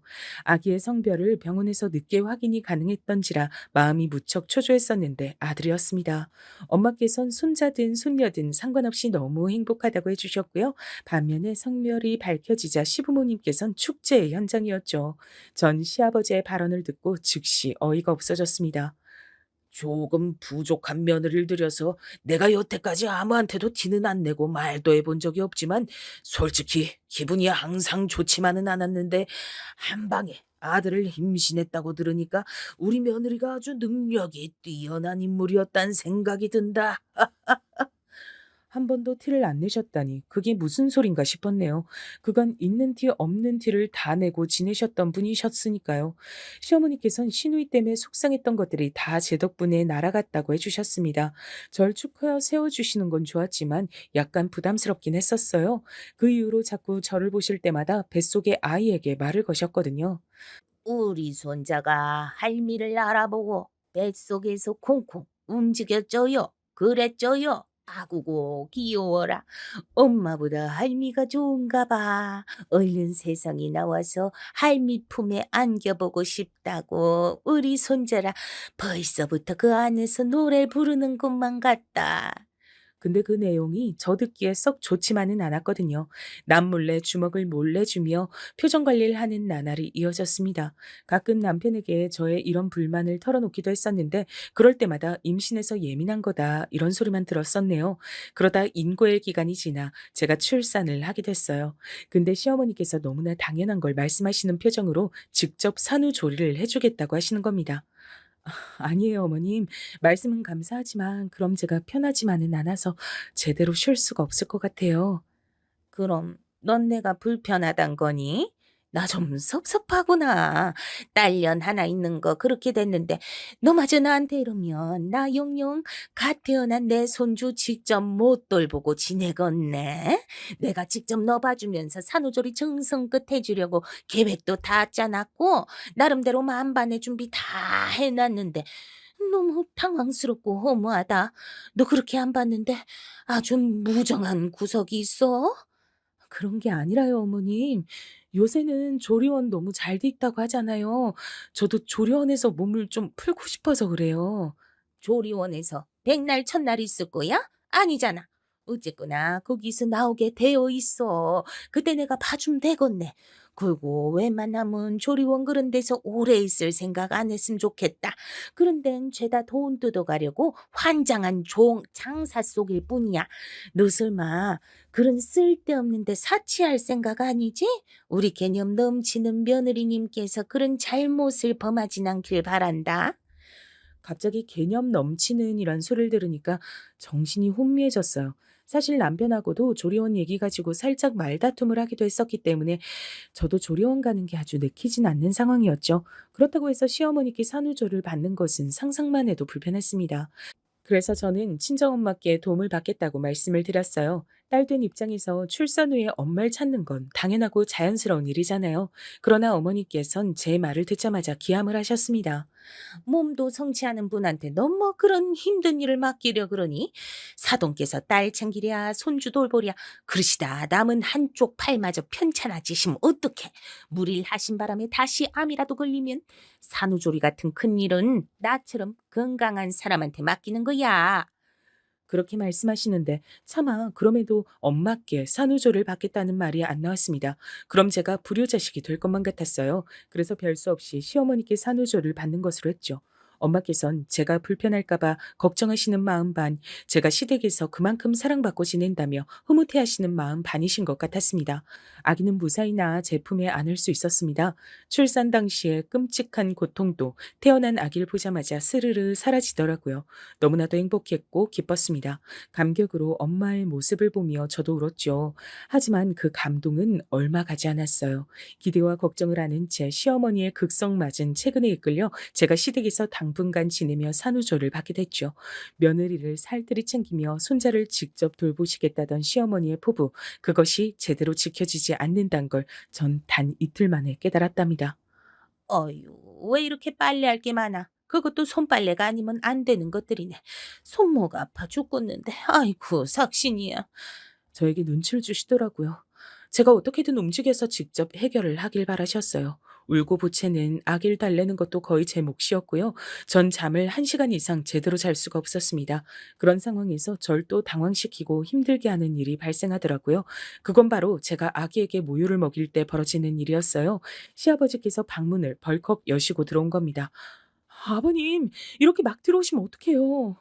그럼 내가 내 손주 보려고 막 들어오지 기어서 들어오랴? 그게 아니라 제가 지금 이런 상태에서 아버님 보기 민망해서 그래요. 노크라도 해 주셨으면 합니다. 내 손주 녀석이 잘 먹는 모습이 기특해서 그런 것인데 넌 참 유난을 떠는구나. 예의 범절은 어디로 팔아치웠는지 뭐. 쟤. 너무 화가 나서 얼굴에 열이 올랐습니다.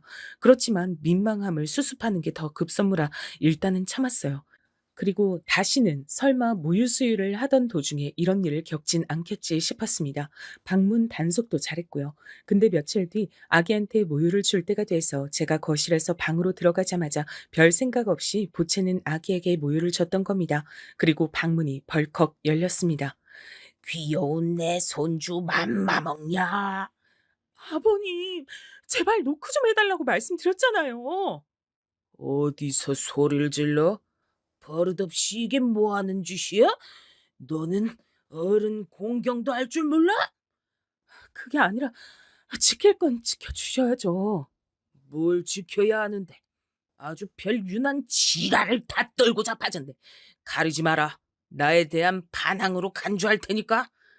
가리지 말란 소리를 듣자마자 심장이 미친 듯이 뛰기 시작했어요. 너무 화가 나서 그랬습니다. 제가 시아버지와 대치를 하고 있던 상황에서 시어머니께서 오셨고 저에게 네가 이해해라. 사실상 시아버지를 두둔하셨어요. 머리가 어지러웠습니다. 제가 왜 이런 모욕을 겪어야 하나 싶었어요. 그때 아기 소식이 궁금하셨던 고모에게서 연락이 왔고 감정적으로 격해져 있던 전 지내는 게 너무 힘들단 말을 꺼냈습니다. 결혼하고 나서 힘들다고 티를 내본 건 처음이었죠. 근데 고모께서 단박에 눈치를 다 채신 것인지 이렇게 말씀을 해주셨어요. 예진아, 고모가 널 정말로 아끼고 사랑하는 거 알지? 네 엄만 당연히 말할 것도 없지. 넌 이렇듯 사랑받고 사는 소중한 존재니까 절대 어디 가서 함부로 취급당하는 거 당연하게 생각하면 안 돼. 네 자신 아껴야 되는 거야. 그리고 우린 예전에 그런 비극적인 사고를 집안에 겪어봐서 잘 알잖니. 사람 인생 한순간에 어찌 될지 모른다. 나 자신 위해서 목소리 내고 사는 하루하루가 그래서 너무나도 소중한 거야. 그렇게 살아야 돼.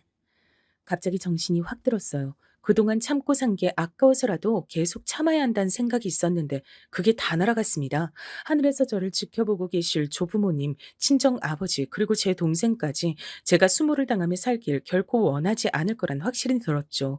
전 당장 남편에게 연락해서 시댁에서 나갈 거고 집으로 돌아갈 거니까 제가 미처 못 챙긴 짐들은 당신이 퇴근 후에 챙겨서 집으로 오라 그랬습니다. 당황한 남편의 목소리 마저 듣지도 않고 끊었어요. 그리고 짐을 챙기기 시작하자 시부모님께서 뭐 하는 짓이냐며 절 혼내셨습니다. 너 설마 네 시애비가 좀 그랬다고 해서 삐진 거니? 그래서 승질 부리는 거야? 내가 누누이 강조했지만 결국엔 못 배우고 자란 게 이런 식으로 티가 나게 돼 있어. 이번 기회에 단단히 일러둬야겠구나. 예의 똑바로 차려라. 안 그럼 널 우리 집안 며느리로 계속 둬야 할지 말아야 할지 고민이 될 테니까. 제 마음가짐이 달라지기 전이었담 분명 그 말씀을 듣고 주눅이 들었을 거예요. 하지만 이젠 우스울 따름이었습니다. 저는 이혼을 할지 말지 그 고민하고 있었는데요. 덕분에 결심이 서네요. 이혼하겠습니다. 더 이상 두 분 며느리 안 할게요. 저처럼 못 배워먹고 부족한 며느리 때문에 머리 안 싸매셔도 됩니다. 너 미쳤니? 어디서 이런 되도 않는 앙탈을 부려? 앙탈은 어머니께서 부리고 계신 것 같은데요. 잘못 키운 딸년 때문에 힘들다고 징징징 허구한 날 앙탈 부리시는 건 어머님이잖아요. 뭐라고? 지금 말 다 했어? 아니요. 아직 다 안 했어요. 어머님이 딸년 때문에 그토록 속상해하셨던 건 남한테 쪽팔려서 그러신 거죠. 어디 가서 딸이 이혼당했다느니 범죄자고 바람이 났다느니 그런 거 절대 들키기 싫으시니까요. 그래서 지인들한테 딸이 이혼했다고 말도 안 하시고 멀쩡한 사위가 있는 것처럼 속이고 계시는 거죠. 근데요. 가까운 사람들한텐 속사정도 나누고 살아야 하는 거 아닐까요? 그래서 제가 한번 어머님 주변 분들에게 집안 소식 좀 세세하게 전달을 해드리려고 합니다. 그러자 시어머니께서 거의 발작이 온 사람처럼 부들부들 떨더니 다리에 힘이 풀려 주저앉으셨어요. 숨이 잘 안 쉬어진다고 심장 쪽을 막 부여잡으셨고 옆에서 시아버지께선 난리를 치셨습니다. 네가 본색을 드러내는구나. 보잘것없는 집안일 때부터 내가 마음에 안 들었거늘 이렇게나 수준 낮은 모습을 보여? 왜 자기소개를 하세요?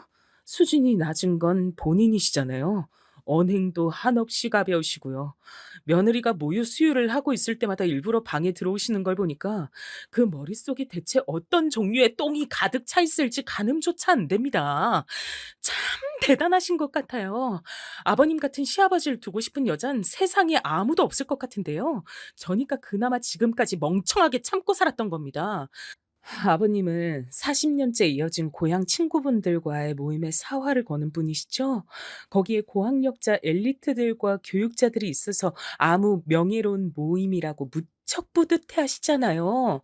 아무래도 그분들께 집안 얘기를 제가 전해드리는 게 좋겠네요. 제가 어째서 이혼하는지 모두가 흥미롭게 들으실 것 같아요. 아, 맞다. 저한테 이혼당하게 생긴 두 분의 자랑이신 아들놈이 다니는 직장에도 제가 얘기 고루고루 퍼뜨리는 거 잊지 않을 거예요. 기대해 주세요. 시아버지께선 완전히 넋이 나가 계셨어요. 떨리는 손으로 절 간신히 삿대질하시는 게 전부였습니다. 전 그 손을 힘주어 쳐낸 뒤 아기를 데리고 시댁을 나왔어요. 의외로 속이 후련하기보단 차분하게 가라앉은 기분이 더 강했습니다. 왜 계속 참고 살았나 싶어 저 자신을 향한 헛웃음도 나오더군요. 집에 도착한 지 얼마 안 돼서 누군가 왔어요. 계속 직장에 바쁜 업무가 줄줄이 밀려있다던 남편일까 싶었는데 그게 아니라 친정 엄마셨습니다. 고모와 함께 제가 걱정돼서 저한테 연락을 하셨다가 제가 시부모님과 설전을 벌이느라 안 받으니까 남편에게 연락을 하셨던 거예요. 제가 시댁을 나와 집으로 가기로 했다는 얘기를 듣자마자 이쪽으로 오신 거죠. 엄마, 속상하게 들어 죄송해요. 엄마 힘들게 만든 딸은 이제 더 이상 하고 싶지가 않았는데 또 이렇게 돼버렸네요. 내가 할 소리야, 예진아. 엄마가 미안하다. 믿고 의지할 수 있는 단단한 엄마가 돼주지 못했던 것 같아서 내가 미안해. 이제 마음속에 덩어리 다 내려놓고 편하게 지냈으면 좋겠구나. 저는 지난 모든 이야기들을 친정엄마와 고모 앞에서 털어놨고 제가 얼마나 사랑받는 존재인지 그 순간 체감할 수 있어 울고 웃었습니다. 그리고 남편이 집에 돌아오자마자 친정엄마께선 놀랍게도 늘 조심스레 대하셨던 당신의 사위에 뺨을 때리셨죠. 그것도 불편한 쪽에 빠를 써서 말입니다. 자네는 한 여자의 남편으로서 실격이고 한 아이의 아빠로서도 실격이야. 자네가 무슨 가장인가? 가정도 제대로 돌보지 못하고 살피지 못하고 본인만 편할 대로 지내는데 그게 무슨 책임감이 있단 거야? 내 딸하고 잔말 말고 갈라서. 죄송합니다, 장모님. 제가 그간 생각이 짧았습니다. 생각을 잘못했습니다. 반성하고 있으니 한 번만 기회를 주세요. 남편이 축 처져서 고개를 떨구는 모습을 그 순간 처음 봤네요. 아기가 갑자기 그때 미친 듯이 울어대서 모두가 아기를 달래며 신경을 쓰느라 잠시 분위기가 흐트러졌어요. 그때 남편이 저에게 그간 자기가 너무 무심했고 시부모님과 저 사이를 중재하는 것이 너무 귀찮고 피곤해서 피해왔던 것을 반성한다며 거듭 저에게 사과를 해왔어요. 전 간신히 울음을 그친 아기가 남편과 얼굴이 너무 닮아 있어 깊은 한숨이 나왔습니다. 마음 같아선 모든 것에 질릴 대로 질려버린 상태였기에 남편과도 그냥 두 번 다시 안 보고 싶었는데 저희 부부 사이엔 이미 생명이 탄생한 뒤였으니까요. 이러한 현실도 챙겨야만 했죠. 그럼 알아서 수습하고 해결해보든가. 어떻게 당신이 하느냐에 따라 내 결정도 달린 거야. 저는 딱 그렇게만 얘기를 했습니다.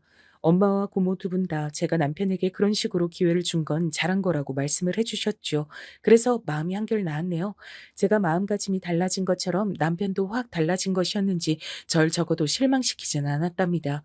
시댁에 달려가 시부모님과 일단 대판 싸웠더라고요. 옛날 얘기까지 서로 꺼내가면서 나를 세웠던 듯 싶었습니다. 결론은 남편도 제대로 열이 받아 시댁의 발길을 끊기로 했죠. 시부모님께선 정신 나간 딸에 이어 발길 끄는 아들까지 골치 아픈 자식 농사의 결과물을 세트로 받아보시게 됐죠. 어여쁜 손주를 못 보게 되신 것은 덤이었습니다. 내가 잘못했다. 며느리한테 권위 좀 세워보고 싶어서 내 일부러 모유 먹일 때마다 방문 열었던 거야. 내가 생각을 잘못했던 거지. 이제 잘못을 인정하고 있으니 너도 마음을 너그러이 돌리면 안 되겠냐? 너는 우리 집안을 이렇게 쑥대밭을 만들어 놓고 너만 행복하게 살 수 있을 것 같니? 절대 아니야. 다 같이 화목해야 결국은 인생 잘 사는 거란다. 그러니까 네가 우리 광철이 좀 설득해서 마음 좀 돌려봐라. 이러다가 우리 정말 피 말라 죽을 것 같아 그래. 우리가 미안하다고 잘못했다고 하는데도 너는 왜 이렇게 들은 척도 안 하는 거야? 우리가 뭘 더 어째야 하니? 제발 우리 좀 이제 받아오. 내가 이렇게 부탁한다. 시부모님께선 절 향해 우는 소리들을 해대셨고 전 놀랍도록 동요가 일어나지 않는 제 상태에 그저 웃음이 나왔던 것 같아요. 흔들리지 않아서 제 스스로가 다행이었습니다. 두 분께선 충격으로 알아누우셨던 후문이었으나 전 더 이상 상관하지 않기로 했어요. 제 인생을 위해 고민 없이 내린 결정이었습니다. 시간이 더 지나고 역시 가족은 어쩔 수가 없는 건지 남편이 마음 약해진 모습을 때때로 보여 전 남편에게 종종 아이를 데리고 시댁에 다녀오도록 해주고 있네요. 저는 안 갑니다. 그리고 제 허락과 동의를 남편이 꼭 구하고서 시댁에 아이를 데려가기 때문에 시부모님께선 항상 제 쪽을 예의주시하며 눈치를 살피고 지내신답니다. 아주 전전긍긍들을 하세요. 제가 그런 것까지 의도한 건 아니기에 마음이 부담스러울 때도 있지만 적어도 예전처럼 스트레스에 허덕이진 않네요. 편하게 지내는 절 보며 친정엄마께서 너무나도 즐거워하시니 이것으로 다 된 거라고 생각이 든답니다.